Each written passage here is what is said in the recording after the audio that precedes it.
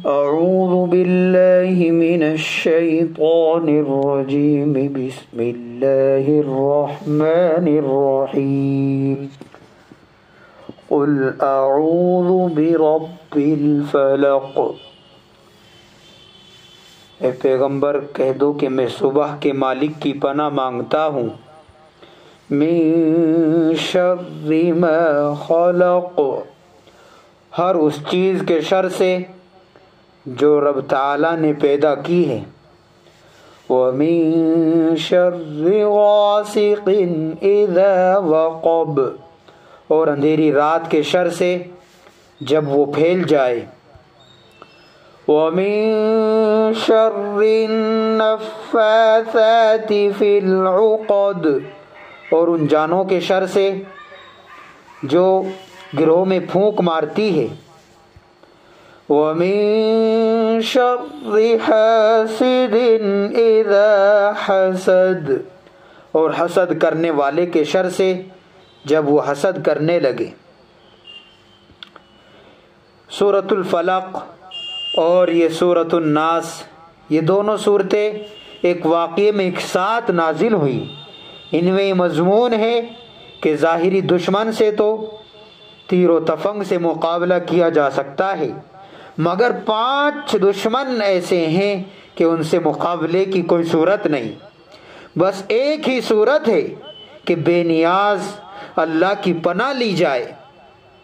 चुनांचे एक बुजुर्ग से किसी ने पूछा कि अगर अल्लाह ताला पूरी कायनात को तीरों कमान बनाकर चलाए तो इससे कैसे बचा जाए। उन बुजुर्ग ने जवाब दिया कि तीर चलाने वाले के बगल में चले जाओ, उसके तीर से बच जाओगे। यानी एक बात समझाने के लिए कि ये शुरूर व फितन से अगर हम अपनी हिफाजत चाहते हैं तो अल्लाह ताला ही से पनाह लेनी होगी। बहरहाल इन 5 मुखालिफिन में से जो 5 दुश्मन हैं तो उनमें से 4 का जिक्र इस सूरह फलक में है। और ये 4 जो दुश्मन हैं ये छोटे दुश्मन हैं। एक बड़ा दुश्मन यानी है तो ये 5, लेकिन 4 का जिक्र सूरह फलक में है, लेकिन बड़े दुश्मन का जिक्र सूरतुन नास में है। पहला दुश्मन कि कोई भी मखलूक किसी भी वक्त ज़रर पहुंचा सकती है, बस हम उस मखलूक के शर से बचने के लिए अल्लाह की पनाह ले। और दूसरा कि रात जब छा जाए और चांद रातों में चांद भी गुरूब हो जाए और बाहर निकले मखलूक इंसान तो किसी भी चीज़ से ज़रर पहुंच सकता है। अंधेरे में क्या पता चलेगा। बस एक ही सूरत है कि अल्लाह से पनाह ली जाए, अल्लाह से हिफाजत ली जाए कि अल्लाह हमें महफूज रखे इन सूरतों के ज़रिए। तीसरा जो दुश्मन है वो जादूगर के शर से भी, जादूगर है तो उसके शर से भी अल्लाह ही से पनाह ली जाए, अल्लाह ही बचा सकते हैं। जादू इंसान को तबाह कर देते हैं। चौथा दुश्मन जिस पर सूरत का इख्तिताम हुआ है, हासिदीन, जब ये हसद करने पर उतर आए, हसद करने लगे तो अल्लाह ही बचाए हासिद के हसद से।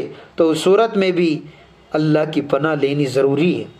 ये 4, इन चारों के ज़रर से बचने के लिए हमें क्या करना है कि ये सूरत है कि रात की तारीकी फाड़ने वाले रब ताला जो रात की तारीकी को फाड़ कर सुबह की रोशनी नमूदार करते हैं तो उसकी पनाह ली जाए कि वो कितनी बड़ी ज़ात है।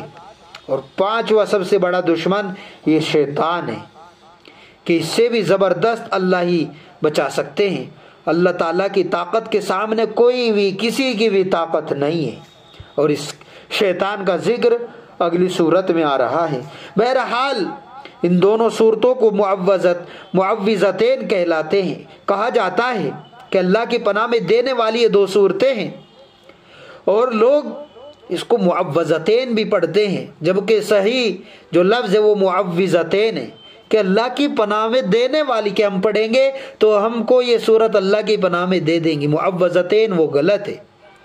बहरहाल इनकी अहमियत भी बहुत ज़्यादा है। ये दोनों सूरतें रुक़या यानी एक तरीके से झाड़ फूक और एक मंतर है, दोनों एक साथ नाजिल हुई है। इनके नुज़ूल का वाक़या ये है कि लबीद ये मुनाफिक यहूदी इसकी बेटियों ने हुजूर पुरनूर सल्लल्लाहु अलैहि वसल्लम पर सहर किया था, जादू किया था, जिससे आप सल्लल्लाहु अलैहि वसल्लम को मरज़ की सी हालत आरिज़ हो गई थी। आपने दुआ फरमाई, अल्लाह ताला ने ये दोनों सूरतें नाजिल फरमाई और आपका सहर ख़त्म हो गया और उस सहर का मौका भी बतलाया।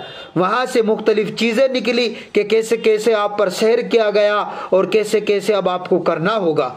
तो उस सहर की और उस जादू की जगह भी बतलाई गई और वहाँ से मुख्तलिफ चीज़ें निकली और एक तांत भी निकली जिसमें 11 गिरह लगी हुई थी। इन दोनों सूरतों में 11 आयतें हैं। हज़रत जिब्रील अलैहिस्सलाम ये सूरतें पढ़ने लगे और एक एक गिरह खुलती गई और आप बिल्कुल शिफा याब हो गए। बहरहाल कोई ये समझने लगे कि भाई नबी पर कैसे जादू का असर हुआ, तो सहर का असर नबुव्वत के मुनाफी नहीं है, नबी पर भी असर हो सकता है। सहर असबाबे तबइया से असर करता है, जैसे बुखार आता है या आग से जलता है कोई भी आदमी, उसको आग लगाने से वो जल जाएगा, बुखार उसको भी आएगा। इसी तरीके से ये नबुव्वत के मुनाफी नहीं, नबुव्वत पर भी इनका नबी पर भी इन सब चीज़ों से असर पड़ सकता है कि नबी को भी बुखार आ सकता है। बहरहाल सहर ने आपको इतना मुतासिर नहीं किया कि कार नबुव्वत मुतासिर हो जाए, सिर्फ जिस्मानी आवारिस पैदा होते हैं। आप पर भी इतना असर हुआ था कि काम नहीं किया और ख्याल रहा कि कर लिया है और तबीयत बुझी बुझी रहने लगी थी। ये बात हज़रत आयशा रज़ी अल्लाह अन्हा ने बयान की है। बहरहाल इन सूरतों के फ़ज़ाइल भी बहुत है। मुस्तनद अहादीस में इन दोनों सूरतों के बड़े फ़ज़ाइल आए हैं। सही मुस्लिम शरीफ में कि नबी करीम सल्लल्लाहु अलैहि वसल्लम ने सहाबा से फरमाया, तुम्हें कुछ खबर है कि आज रात अल्लाह ताला ने मुझ पर ऐसी आयात नाजिल फरमाई है कि उनकी नज़ीर नहीं देखी गई कि कुल औज़ु बिरब्बिल फलक, कुल औज़ु बिरब्बिन नास। और एक रिवायत में कि इन दोनों सूरतों को सोते वक्त भी पढ़ा करो और फिर उठने के वक्त भी। और एक रिवायत में ये कि आपने इन दोनों सूरतों को हर नमाज के बाद पढ़ने की तलकीन फरमाई। और हज़रत आयशा रज़ी अल्लाह अन्हा फरमाती हैं कि रसूलुल्लाह सल्लल्लाहु अलैहि वसल्लम को कोई बीमारी पेश आती तो आप ये दोनों सूरतें पढ़कर अपने हाथों पर दम करके सारे बदन पर फेरते थे। तो हमको भी इसका तमाम करना चाहिए और होना तो ये चाहिए कि मगरिब में भी और फजर में भी इन सूरतों को 3-3 बार पढ़ ले और इसके साथ हो सके तो आप कुल वल्लाहु अहद में मिला ले, शुरू और आखिर में दरूद शरीफ पढ़ ले। इंशाअल्लाह ये मुजर्रब बताया हुआ किसी का और ये तो हदीस में भी है, लेकिन आप इसमें कुल वल्लाहु अहद को भी पढ़ ले, इंशाअल्लाह आपकी हर तरीके से हिफाजत होगी। अब आप इस सूरत का और मुख्तसर सा मतलब आप के कानों के और आपकी समात के हवाले किया जा रहा है। कुरान करीम का ये जो सिलसिला शुरू किया गया सूरह कहफ, पहले उसको तरतीबवार और सिलसिलेवार एक के बाद दीगरे उसका इख्तिताम हुआ और अब सूरह नबा ये इस वजह से शुरू की जा रही है क्योंकि उमूमन नमाज में यही सूरत अम्मा पारे से ही और फिर अम्मा में भी आखिरी 10 सूरतों का ज्यादा तकरार होता है हमारी नमाजों में। तो इसलिए जब हमारे जहनों में इन सूरतों का तर्जमा और कुछ ना कुछ मतलब जहन में रहेगा तो एक तरीके से नमाज में उनसियत और नमाज में खुशू खुजू नसीब होगा। बहरहाल ये 4 दुश्मन, इनसे हम पनाह अगर चाहते हैं तो इन सूरतों का एहतमाम करें। अल्लाह ताला ने बंदों की हिफाजत के लिए वैसे तो निगरा के तौर पर फरिश्ते मुकर्रर किए हैं। सूरह राद में भी है, लहू मुअक्किबातुम मिन बैनि यदैहि व मिन खल्फिही यहफज़ूनहु मिन अम्रिल्लाह। अल्लाह ताला ने बारी बारी आने वाले फरिश्ते इंसान के आगे पीछे लगा रखे हैं जो अल्लाह ताला की इजाज़त से, अल्लाह के हुक्म से इंसान की देखभाल करते हैं कि एक शख्स चल रहा है, एक बड़े दरख्त के नीचे से गुजरा कि उसकी बड़ी शाख गिरी और वो बाल बाल बच गया। तो ये किसने बचाया? ये वही फरिश्ता, उसने ही बचाया अल्लाह के हुक्म से। और जब हमको कोई परेशानी लाहिक होने वाली होती है और कोई हादिसा या कोई तकलीफ पहुंचने वाली होती है तो वो तकदीर में वो लिखी रहती है, तो फरिश्ता अल्लाह के हुक्म से अलग हो जाता है। तो ये नहीं जहन में आना चाहिए कि जब फरिश्ते हिफाजत करते हैं तो फिर भी हमारे साथ हादिसात होते रहते हैं। तो ऐसा नहीं है मेरे मोहतरम भाई और दीनी बुजुर्गों और मेरे दीनी साथियों, अल्लाह ताला के हुक्म से फरिश्ते हमारी हिफाजत करते हैं।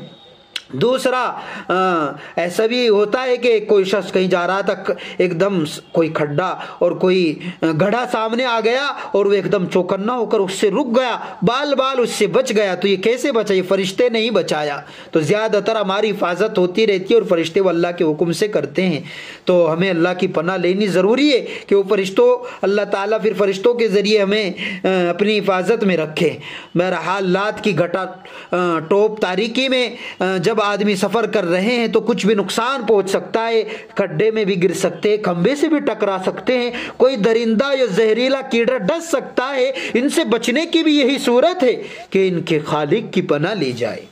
जादूगर आदमी को तबाह कर देते हैं। औरतों का जादू तो और ज्यादा खतरनाक बताया गया है, और जादू आम तौर पर रात की तारीकी में किया जाता है। इंसान नहीं जानता और जान भी नहीं सकता कि कौन उसके पीछे पड़ा हुआ है, अपनों में से है या गैरों में से। इनके शर से बचने का भी वाहिद रास्ता यही है कि अल्लाह की पनाह तलब की जाए। जो सुबह नमूदार करता है वो रात के जरर से भी बचा लेगा, चूंकि रात में ज्यादातर जादू करने वाले जादू करते हैं। अरबाब नेमत पर जो अल्लाह ताला जिन पर अल्लाह की नेमत होती है, अल्लाह ताला उन पर अपना फजल करते हैं। तो जिन पर अल्लाह का फजल होता है, अल्लाह की नेमतें होती है, तो उनसे जलने वाले भी बहुत होते हैं। वो अल्लाह की नेमत को तो रोक नहीं सकते, लेकिन असद में वो खुद जले और भुने रहते हैं एक तरीके से, और वो चाहते हैं कि किसी तरह वो जो इन पर नेमत है उसको ख़त्म कर दे, इनकी नेमत ज़ाइल हो जाए। इसलिए जब हासिद हसद करने पर आता है तो वो कुछ भी नहीं देखता, कत्ल पर भी आमादा हो जाता है, जहर भी दे सकता है, कुछ जादू भी कर सकता है। तो इन हासिदीन का पता भी नहीं होता, अल्लाह ताला ही इनको जानते हैं। इसलिए इनके शर से बचने के लिए अल्लाह की पनाह लेनी जरूरी है। तो ए नबी कह दो कि मैं पनाह लेता हूँ सुबह के मालिक की, कि जो रात की तारीकी फाड़ कर सुबह की रोशनी नमूदार करता है। हर मखलूक की बुराई से जो किसी भी वक्त नागहानिया नुकसान पहुँच जाए, और शब तारीकी और रात की तारीकी की बुराई से कि जब वो छा जाए अंधेरी रात में मखलूक के ज़रर का अंदेशा बढ़ जाता है। और गिरोह में फूंक मारने वाले गिरोह की बुराई से कि वो औरतें या जमाअतें या नुफूस जो जादू करते हैं, वो किसी भी वक्त धागे में या किसी भी और चीज में पड़कर फूंक मार मार कर गिरा जो लगाते हैं, तो इनके शर से बचा जाए। और वो ये कि इस सूरतों का तमाम किया जाए हासिद के शर से, कि जब वो हसद करने पर आए तो उसकी बदी से भी हम अल्लाह ताला ही बचा सकते हैं, और इन सूरतों का तमाम से हम अल्लाह की हिफाजत में आ सकते हैं। तो हसद का यहाँ पर जिक्र आया, एक होता है हसद और एक होता है गिबता।